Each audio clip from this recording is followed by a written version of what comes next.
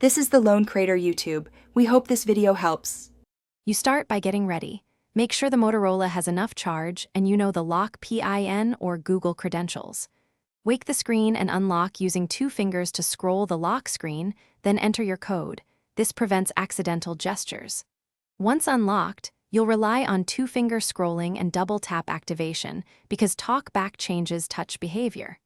Move now to Settings. This is not about guessing. It's about using the accessibility gestures so you can reliably navigate to the Talkback control. You now find and open Accessibility.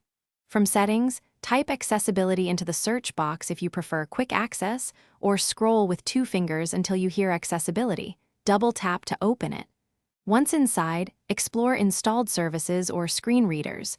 Move with 2 fingers and double tap to select Talkback.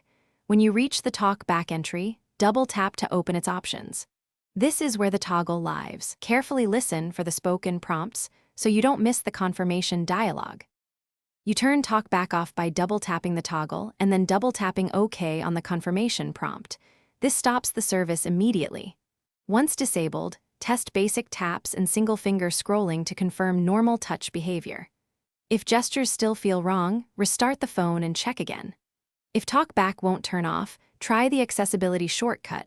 Press and hold both volume keys, or, as a last resort, use ADB commands from a trusted computer to disable the service. Troubleshooting tip: reboot before advanced steps to avoid accidental data loss. Thanks for watching. Consider subscribing if we helped you.